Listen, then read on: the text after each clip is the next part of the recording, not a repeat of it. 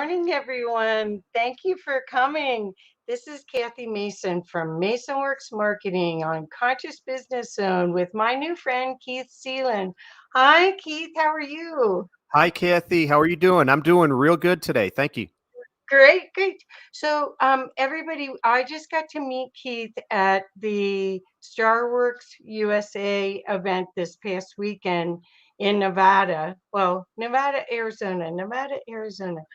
Anyway, in Hmm. Nevada, Laughlin, Nevada. And Keith has written two books. The the books I'm looking forward to learning from him because they're big books and I couldn't bring them home in my suitcase. So I'm going to be learning as much as you guys are today. And he has written his book is called you want to tell us it's the Humaniverse? Sure. All of my titles are branded as the Humaniverse Guide. So my initial title, The Humaniverse Guide to Better Reasoning and Decision Making. And my second title is The Humaniverse Guide to First Contact with ET. Perfect, ET perfect. meaning extraterrestrial. Right. So okay, so you're a normal guy, well, as normal as any of us. And you start being really interested in UFO phenomenon. And and then you must have done a deep dive to create this information. How can you tell us a story of how you got interested in this? Yeah, sure, Kathy.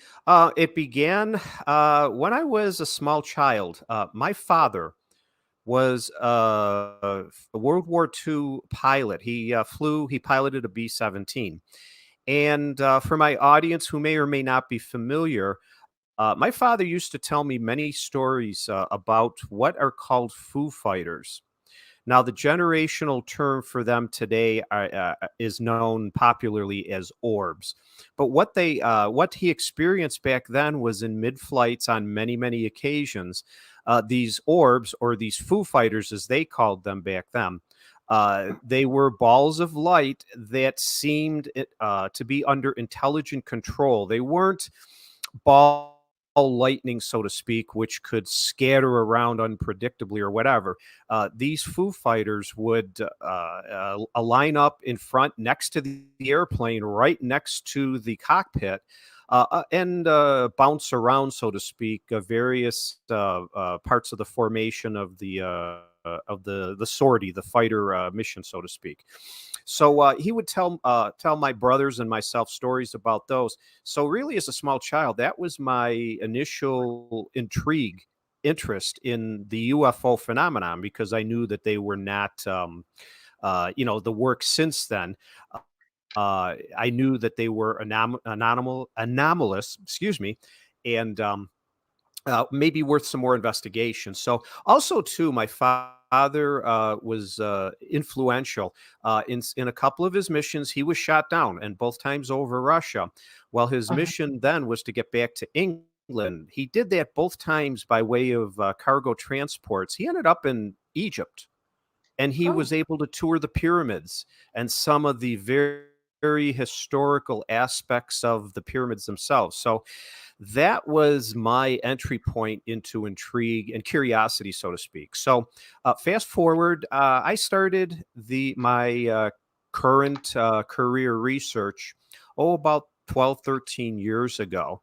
And I had joined the MUFON organization. For those who don't know, the Mutual UFO Network, they're a case study investigating team or organization that when a witness can call in a report to the MUFON headquarters, and they'll send team members out to do case studies. So I joined the MUFON group and then started attending conferences, networking a little bit.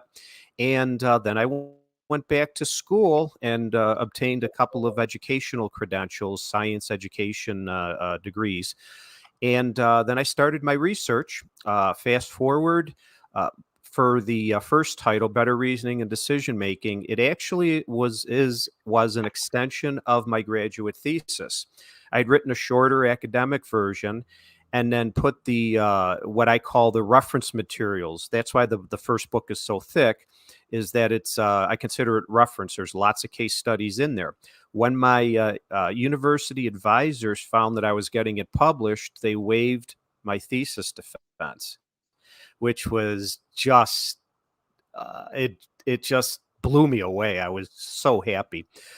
So the book got published, and I consider that like I said, a reference material that in the near future I will be adding to it, updated new cases and things like that. Second title, it was a not so much a continuation of the first, but it tests one particular hypothesis in the ufology field, popularly argued by many, that when first contact, and I'm past the point of saying if, because I don't need any more convincing. I have never had a sighting or an experience myself. I almost had one in Roswell a couple months ago. If we have time, that can come up real quick. But Sure, sure, um, sure.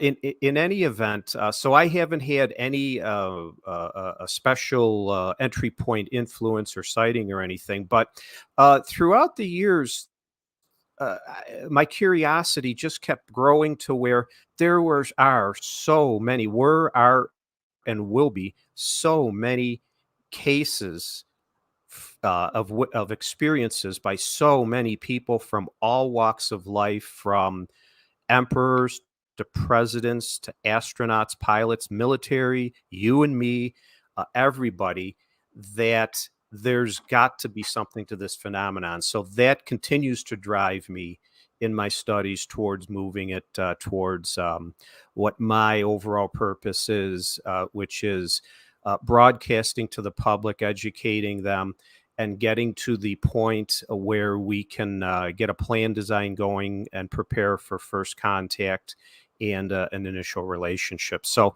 my father was an initial, and then my curiosity growing over the questions over the phenomenon. Carl Sagan, the former astronomer, he had a famous saying: "Extraordinary claims require extraordinary evidence." Hmm. So, kind of part of my mantra is, if those two premises are true, then I demand that this phenomenon needs extraordinary study. Yes, yes. Well, I love the whole concept. There's a group in Boulder that has, I don't know what it's right now because of COVID. It's been interesting, but it's called Boulder EXO, and there was Boulder EXO, and then there was Boulder EXO 2.0, and I think they're reconfiguring. But the whole idea was exopolitics, which is what you're talking about. Is how do we show up as a unified decision-making group when we're so in conflict in our own planet? How do we show up as Earth with other, if we're going to be part of the Galactic Federation of Planets, which I'm not even sure that's the right name, but that's my Star Mm. Trek Yeah, name.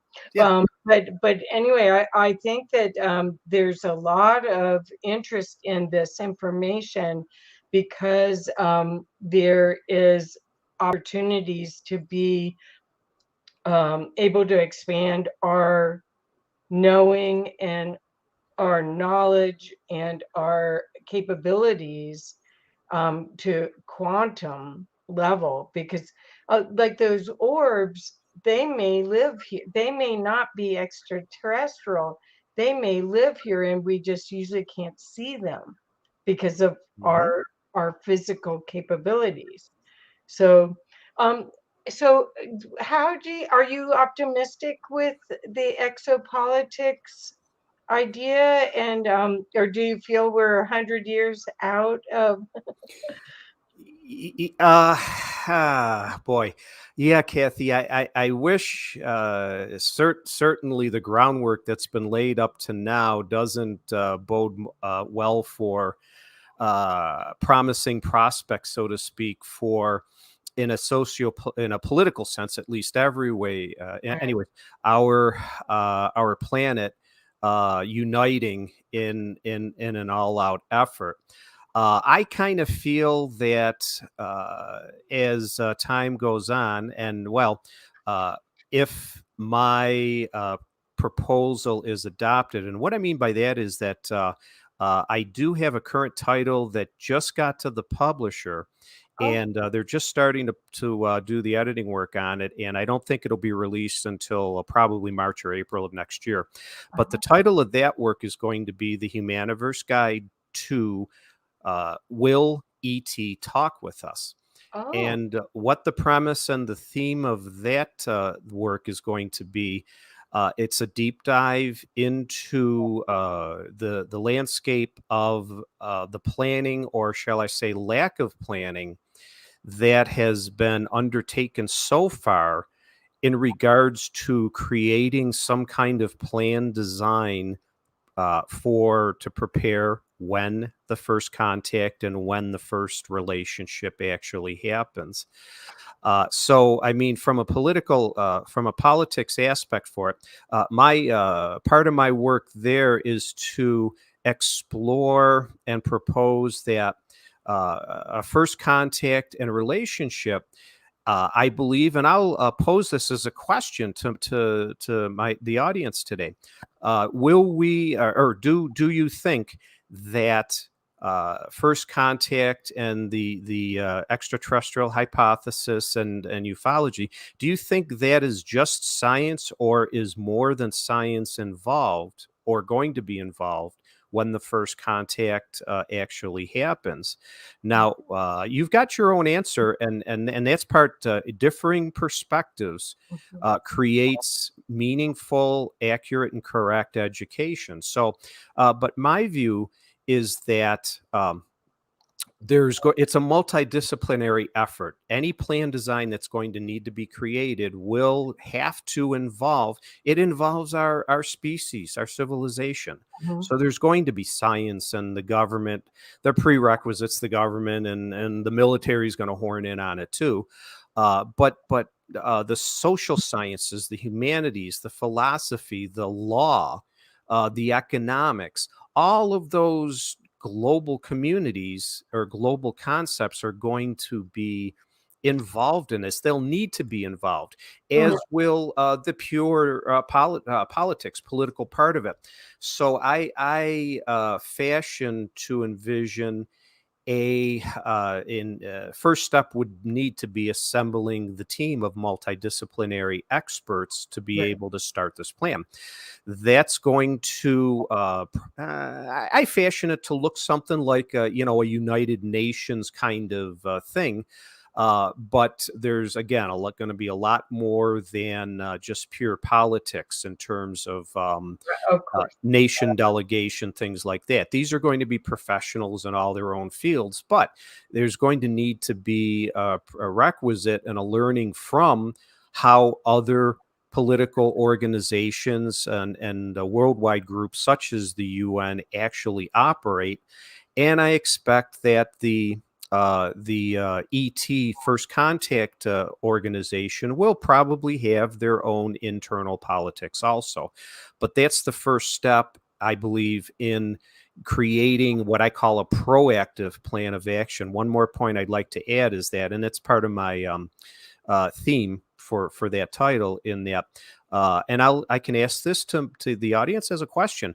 Do you believe that as a species, humans are proactive or reactive in their situations? And I mean, I can give a couple of examples real quick. The Mhm, pandemic, for one, right, boy, that seems to be lighting up the reactive light bulb, so to speak. And going back World War II and our late entry into it, reactions to natural disasters, global warming, things like that, all seem to indicate that our nature seems to be reactive in nature. What mhm, I'm calling for is a proactive exactly. initiation, formation of a plan and design. So, but it will, circling back to the politics part, I'm sure, yes, governments will need to be involved with it. There will be some funding involved, but a first contact group is not going to need $1 trillion worth of infrastructure and equipment and whatnot. This is educated people, the smartest people from these professional communities, Mhm. to do brain sessions and put together the design for preparing for first contact, which can take a multitude of varieties. So the politics will be definitely involved with it, but I see that as well. I can give one parallel: the science communities. Mhm. There's not really the socio-political. Yes, there is, but science progress very often is amongst the peers themselves. One comes up with an idea, it's tested, it's confirmed, it's retested, Uh-huh. and they all seem to get along. And there's no cloak of political superpower type of competition between. Ego. That community transcends. One more example: the continent of Antarctica. They have in their constitution, there is no political constitution. It is a continent with science communities involved, and their peers, they all get along. Wow, that's great. That's my Well, point. um, I was lucky enough to meet and spend time with Barbara Marx Hubbard and read all her books. I didn't take all her courses, but she was a futurist, and she worked. Her peers were Buckminster Fuller, and so there's she created a spiral of humanity, and she called this new human that we're evolving into the Homo universalis. Oh my gosh, people are calling me. And she had 12 quadrants, and it was science, arts, education. So they had already figured out the 12 aspects of our humanity that would need to be included in having a comprehensive um, plan for change for the future. So you might be interested in looking at her work. Mm. It's a spiral. I could send you the link, but I think what you're talking about is the idea that there has to be a unifying principle that releases the fear of change and the Yeah. joy of the adventure to the next level. And that's what we're still there's people that are in a joy of change with even what we've gone through the past year and a half, 2 years. And then there's people that are still resisting change. And so that's the human predicament, or the earth human predicament. In my aspect, in my viewpoint, I feel that we've been visited. We were started from the stars. I mean, all the indigenous people's origin stories are all that we're star beings, and I truly believe that. And so the um, aspect of not fearing that there are parents and Mhm. not demons to hurt us, that would change a lot of the aspects that are we're going through now, because we're going from a time period of high high conflict, high contrast to peace. And we're going from this time period to the age of Aquarius, which is a harmonious piece. And so that makes sense that we have to change the way we look at everything, right? Oh yeah, it's as recent times go on, it certainly appears that we as a species, I advocate and I talk about a lot in my new title, the concepts of disconnect, so to speak, and our human condition. Mm. Currently, in the state of our world right now, and I can pose this as a question to my audience also, food for thought, or to think about. Uh-huh. Do you think that we are in our society is in a state of disconnect? And what I mean by that is that we're disconnected from each other as humans. We're disconnected from our pets, the animal kingdom. We're disconnected from as individuals and as collective communities from our environment, immediate environment, geophysical, and also our entire planet, which I call the Earth, Biosphere One. And that's just another name for Earth. So when you hear me talk about Biosphere One, you'll know what I'm talking about. Okay.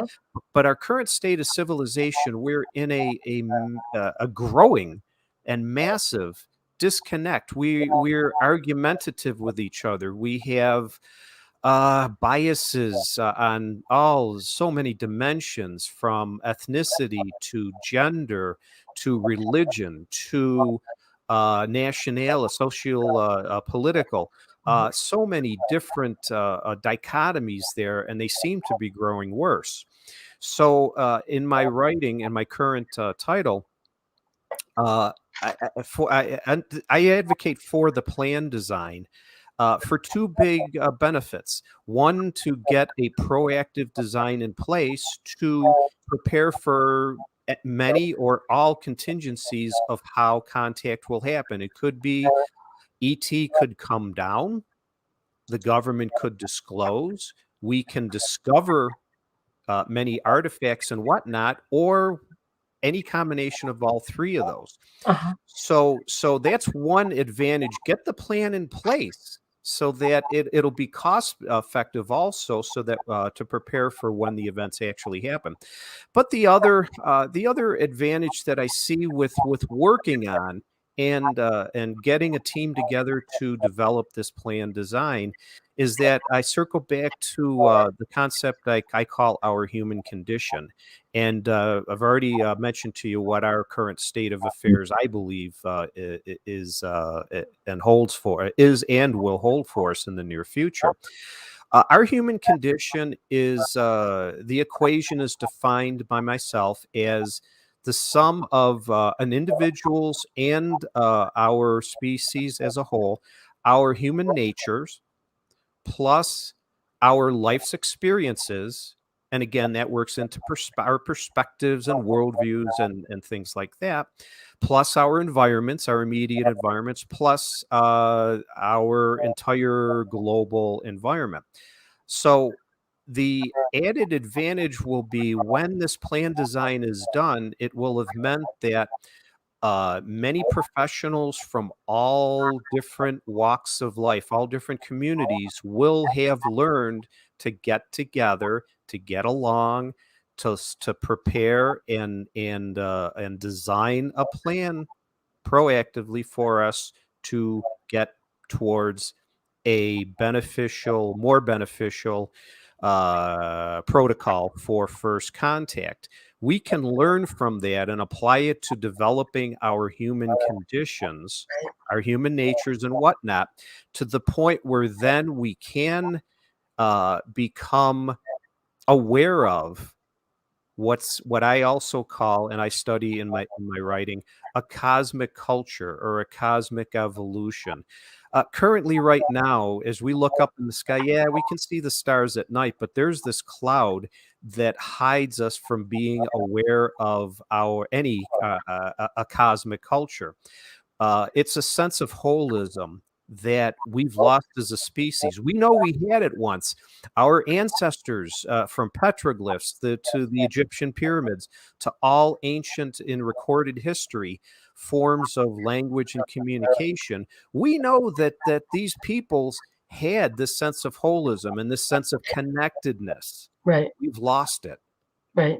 Right. That's the second benefit, is to raise our human consciousness to the point where then we can become aware of a cosmic culture, a cosmic evolution, and maybe also too, we don't know. Maybe that's a reason why ET hasn't announced themselves or introduced themselves yet to us, is they're waiting for our human condition for us to develop it in a hands-off type of a way.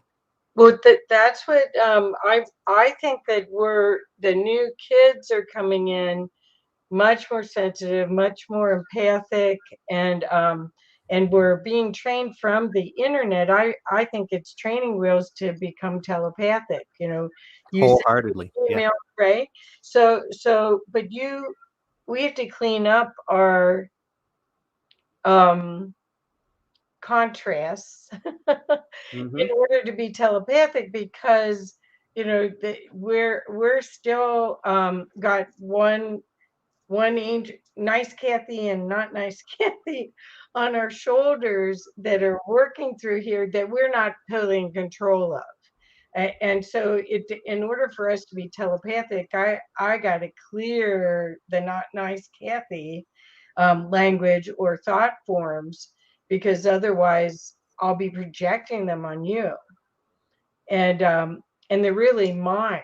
They're part of my learning, part of my growth. Anything that I see like that, I feel is part of my opportunity to clear something else that's blocking me from being holding more light, holding more of my essence. So okay, so the Humaniverse is this future viewpoint. Is that the best way to explain what the Humaniverse is?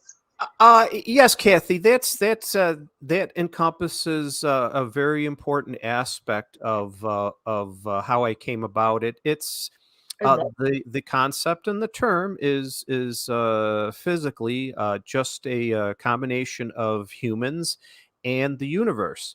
And yeah, I can actually pick right up from the my point about the cosmic culture and whatnot.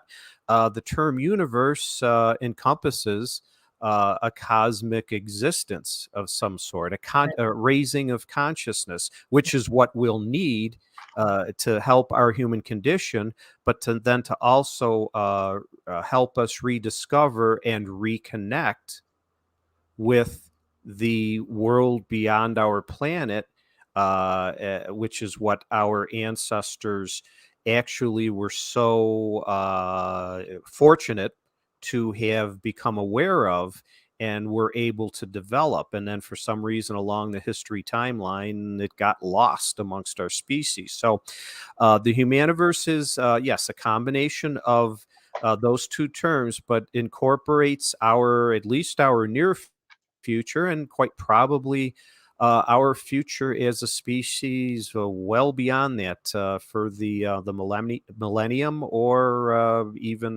even beyond that. So we have to we need to do a lot of work in the states.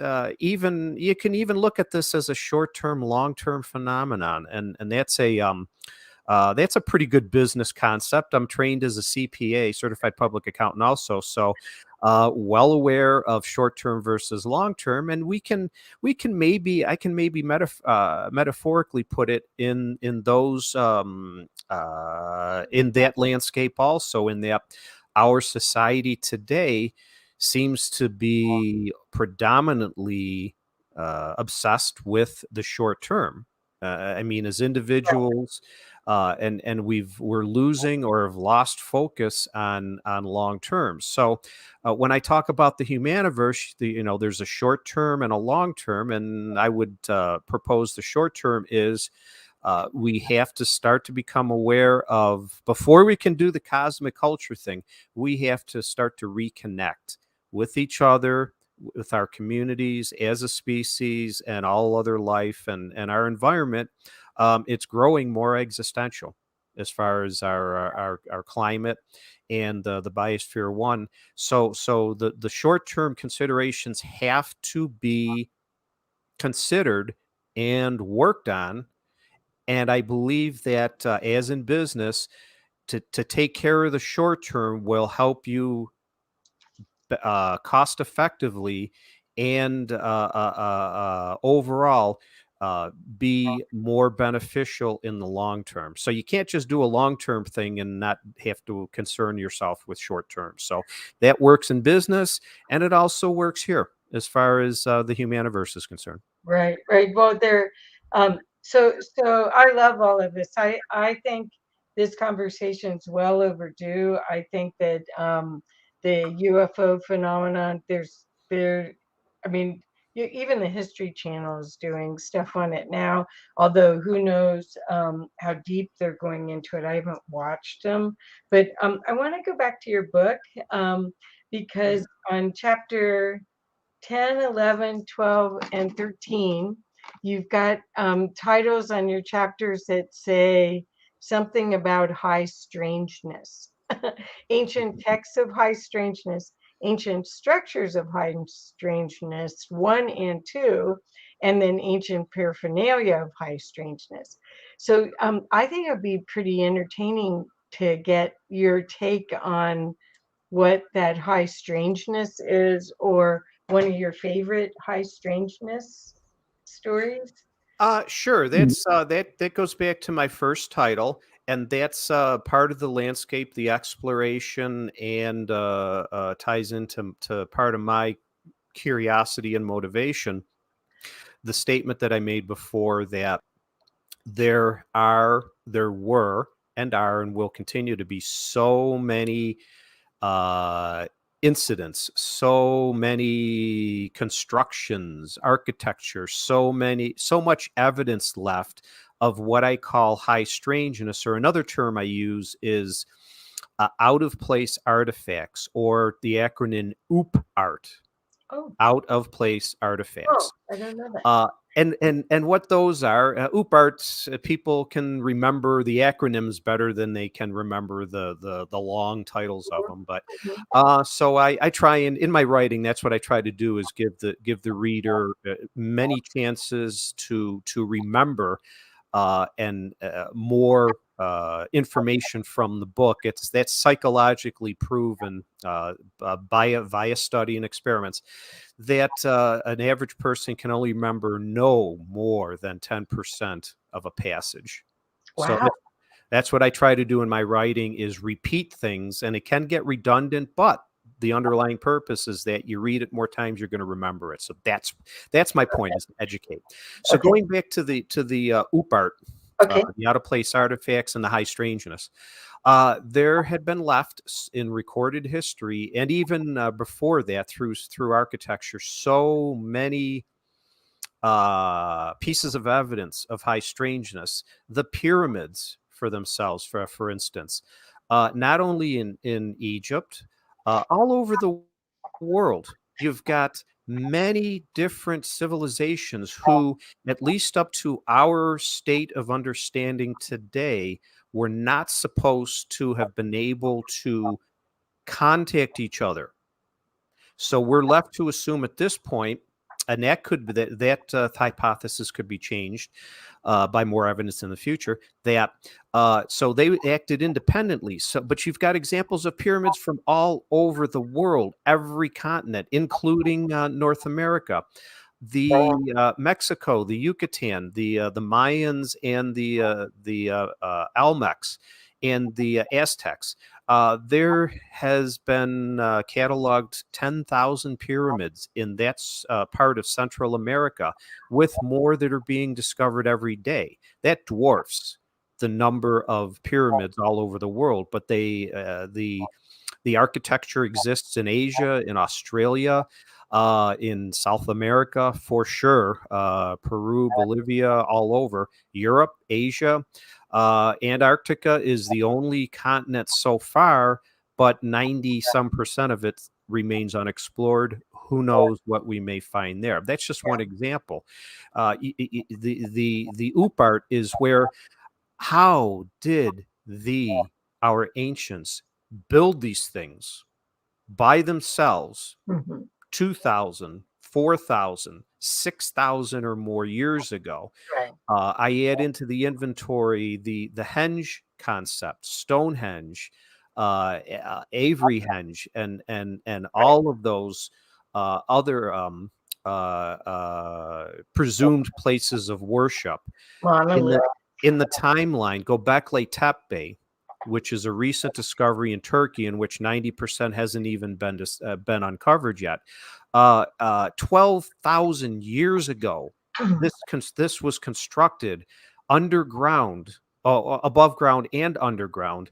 Darren Kuyu is another example. Underground caves that were built before our great floods, the end of the ice age, that were known to or proposed to have housed hundreds of thousands of people for many, many years.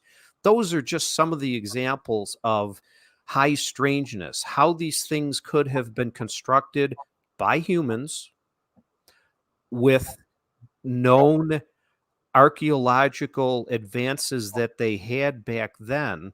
Right, But right. it's just, I can go on to the tools and the implements that were used, Yeah. and the petroglyphs and the communications pre-printing press that have been left, and to collect all of those ideas together to formulate this one big concept of high strangeness. How did they do them all? Did they have help in any aspects of it? Those are the things that the overall capture of those few chapters. But there is so much of it because there are so many of them. And in my inventory, I only included the most salient ones, the ones that are least able to be answered by natural or human explanations. Uh-huh. There's so much out there. Yes. Oh my gosh. Well, I read a book not too long ago called Transylvanian Sunrise that was co-author. It was Radu, I can't remember, Creamy or something, and Peter Moon. And that was a discovery of an underground bunker in the early 90s in Transylvania, Mhm, mhm. in Romania, and the CIA was involved in it and everything. And they found like Anunnaki type tools in an underground bunker. And when they opened it, it also opened something in, I think, Iran or Iraq at the same time that they didn't even know was there. Oh, Interesting. yeah. There's so much stuff that we don't know that I'm just hoping that so much of this um, will help us convert to free energy, different ways to live in harmony with the earth. I think the pyramids were created as balancing and um, um, not what's the right word, like Genesis tools to help stabilize the biology here. And look at what they they call us the living library. So Mhm, mhm. there's so many varieties of birds and insects and humans and all sorts of animals. So makes sense that something happened. And in the event you and I were just at, which was fantastic, there was a presentation that was quite remarkable of how many more sightings have been happening this past 2 years that are phenomenal. I mean, they're phenomenal.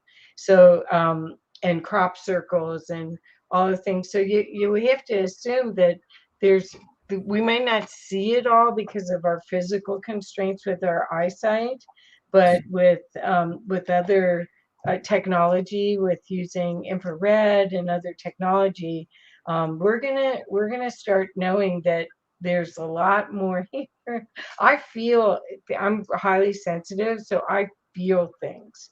So I don't I see it here, maybe not here. So so Sure, sure. yeah, so There- so share about your experiences because obviously you've studied this a lot. Yeah, there's many different aspects to what you just mentioned. Our species inability, our neurological sensory stimulus. We have our five senses, and most life. Maybe all life on Earth has those same senses. Some may have other ones. We have other ones. We just don't have the stimulus and the cognition to be able to interpret those. We have feelings, so to speak, and that may be other senses talking to us that our knowledge hasn't attained yet. So one big difference between, and I talk about this in my current title too, one big difference between humans and the animal kingdom is that our senses are very limited compared to others. Say, for instance, dogs or barnyard animals. They can sense earthquakes. They can dogs have been known, and this is to detect cancer. These things are real. These are incidences. It's not fantasy. It's not. It needs to be studied more data collected for sure, and that's where big benefit of science comes in. But dogs have a lot higher sense of smell and audio frequency than we do. So but the our equalization factor is our intelligence. Hmm. We can build the instrumentation with which to measure and then study these things. Going back to the pyramids and for example, we may not have the instrumentation yet with which to be able to detect that the pyramids may have been sources of power, Of course. so to speak. I, Another I believe that. I don't think they were burial chambers. So far, it's not. That's what the evidence is pointing in that direction that it's not. Another example, I will give you the name of a current researcher, Robert Osmanagich. I believe that's how they pronounced his name. Uh-huh. He's a ufologist, researcher and archaeologist who studies the Ukraine, Kosovo area, and whatnot. He's discovered pyramids, and he's working towards that.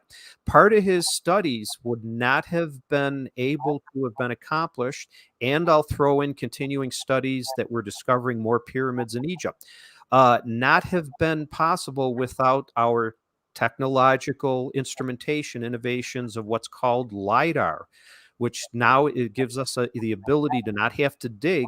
We can run instruments above ground and detect anomalies, out Right, of place artifacts underground. right, So right. with increasing accuracy and scope. So that's just another example of the fluidity of this whole study and phenomenon. Not only what we have discovered and what we are, but what we will. And part of that is going to be by the new technology that we'll have created in the future with which to better detect and give us more definitive answers. So, but I believe, yeah, we have that intelligence and ability to be able to, even though our senses are deficient, so to speak, in a neurological sense, we have more of a capability with which to get those answers in the future. And that's just another example of the lack of connectedness we have. I'll go back to the animal kingdom. You know, our pets, man, they communicate with us. They can't talk, but in looks and physical expressions, they know so much and can detect so much, and it's up to us to learn how to communicate better with them and Hmm. listen to them when, say, for instance, in California, the earthquake's about to happen. They detect it. Right. We still maybe can't do that until it's actually happening. So that means there's vibes in the air that we may feel, as you described, as a Uh-huh. vibe, Uh-huh. but we still can't react to it, interpret it, or be able to provide answers for it. Right. Well, I do think, and maybe I'm Pollyanna a little bit, but I do think that once we do make contact, that there's technology for everything. There's the med beds. There's so health. services will change, free energy. It'll be an equalizer that we don't have right now, and that I believe is coming very soon. There's so many sightings, and it's now not as crazy to talk about it. I mean, I think that there were a lot of people having a lot of wild experiences 30 years ago that were afraid to speak, and now they're not. There's enough people speaking, like at the conference that we just went to, where there's so much information, remote viewing, where people are using their capacities to a much higher level, and it's quantum. I mean, quantum physics is still an evolving science.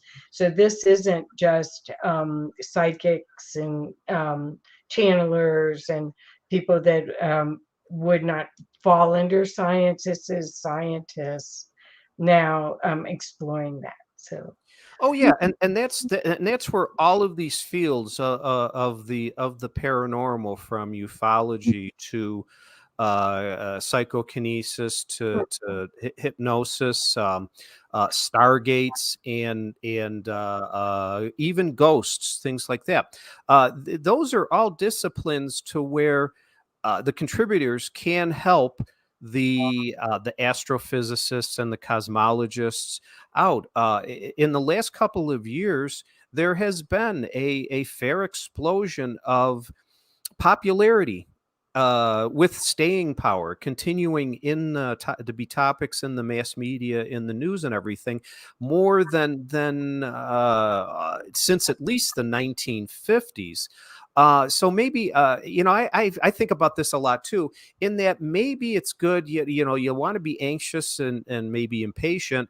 Let's get the contact. Let's do it. Let's get it. Let's get them here and everything. right, But maybe throughout this whole course of time, we've the element of us being slowly conditioned, so to speak. exactly, I right, have I call this my water drip theory, in that you take a swimming pool, uh-huh, and each drip of water is a UFO, a sighting, or an experience, a trans medium experience of some kind. That's evidence. And then right, there's right, artifacts with that evidence. You put those drops in the swimming pool, and it takes a lot of drops to fill the pool, but we've had a lot of drops, and we will continue to get more. Once that pool is getting towards full, to me, metaphorically, that'll mean first contact will actually happen. So maybe it's not so bad in some ways that we're being desensitized from the shock effect of right. a prospective first contact. And maybe that's by design from ET, in that they're observing us. I have no doubt, going back to my father's Foo Fighters, that or that was around the time of the atom bomb. Now, in a physical sense, certainly atom bombs being dropped, if you're from the perspective of the moon or Mars or somewhere's out in the solar system, Yeah, your instruments are going to detect those things. Maybe that's what ET discovered and propelled their current interest in us, and helped make their decision to just let's observe, because we see thousands of bombs being dropped, and our climate being detrimentally altered and whatnot, and with a principle of non-interference, let's observe for a while and see what happens before the shock factor of us meaning ET, arriving on Earth, introducing themselves they're to the already public. I truly believe they're already here, but they're waiting until we're ready. And I do think they have interfered with nuclear already. I was at a Boulder EXO talk where, or it might have been SSC talk, but where it was fascinating. The presenter was talking about a case of when there was a military base and they were going to shoot nuclear missiles and the missiles wouldn't go off. And she's talking Mhm. about it, and somebody's in the audience, only like 40 people in the audience because it was a lunch thing. And he stands up and says, Oh my God, I was at that base. We were going crazy because nothing would function. We had no idea it was ET. She had the data and the information about the flyby. There's incidents that are actually evidence. Yeah. Of the decapitation, so to speak, of nuclear warheads in Florida. A launch in 1962, and this was caught on camera, where the launch happened, and a minute into it, there was this object that appeared next to it. Was carrying nuclear warheads, and there was this object that appeared that just zoomed in right next to the screaming warhead and rocket. It was still in first stage, went up next to it, shot, looked like a laser beams, a series of beams, and the nuclear bomb was decapitated. All the instruments were gone. The mission was a failure. And then you go into the many military incidents where the operators are coming forward now, back from the 50s right through to today, Mhm. where entire banks of nuclear warheads Exactly. have been shut off with the requisite visual sightings and photography captured and whatnot. In these cases, photography is evidence; it's Right. data, Right. and the collection of it is so much that and I totally agree. Yes, with you. We have been visited for that recorded history. Look at our petroglyphs. Look at our ancient languages and whatnot, and it will continue to do so. I meant by the ET arriving for the rest of the public, I the see. entire Okay. planet. We Okay. know the government is sneaky little. I'll just let that phrase just trail off. They're sneaky, but they hide stuff, so we know that. So yeah, we're our community is fully aware of all that. It's getting the other community of those more skeptical or ambivalent or whatnot to raise their consciousness, so to speak, raise their level of knowledge, and by that way, by effect, what do I call it? Acceptances of Right.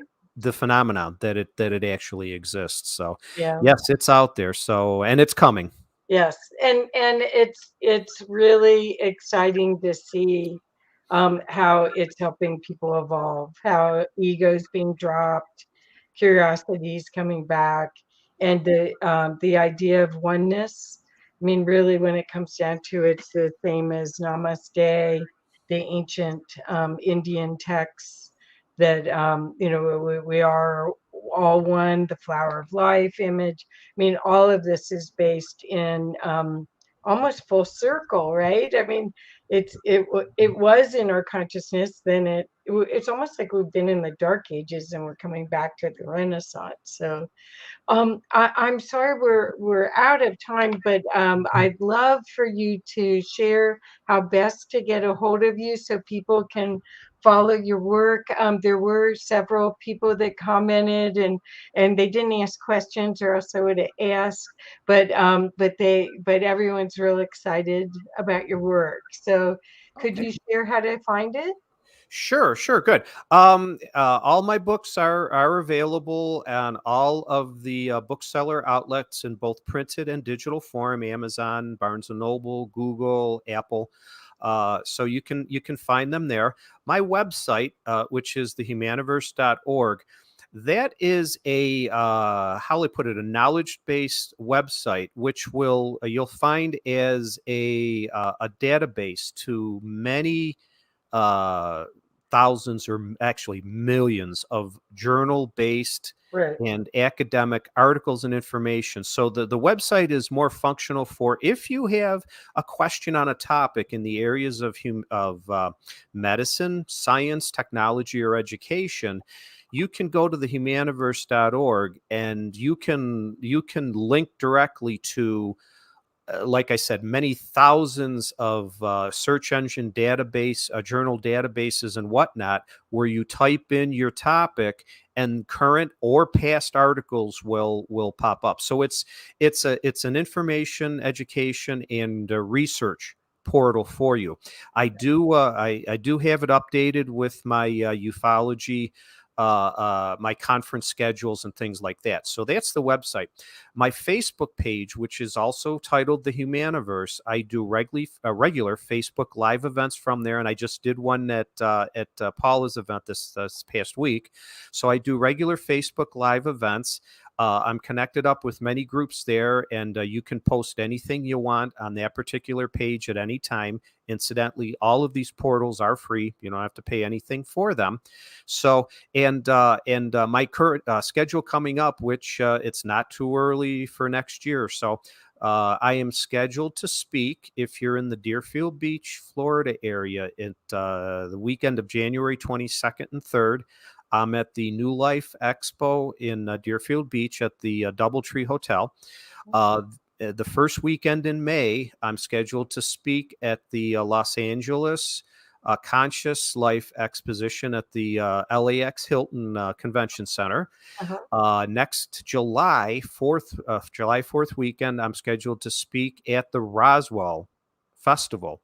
If you've never been there, Roswell, New Mexico, the entire city rolls out the carpet for a 4-day festival. They have concerts, parades, the UFO Museum, which is where I'm affiliated with.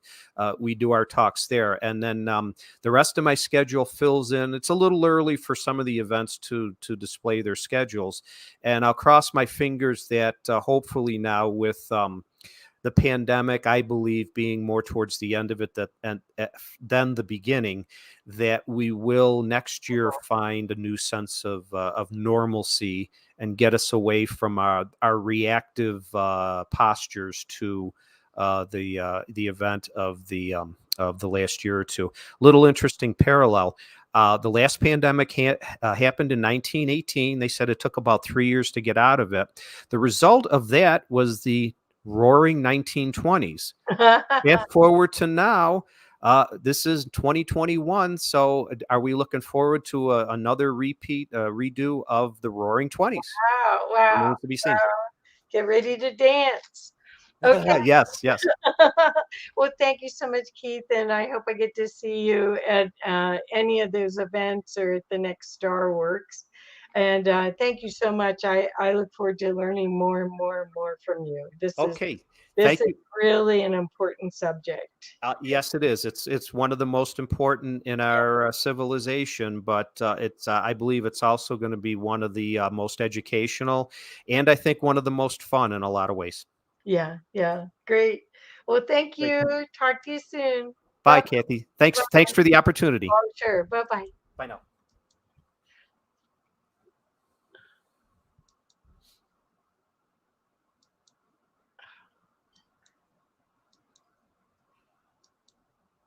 Oh my gosh, it's not ending. Wants us to go on.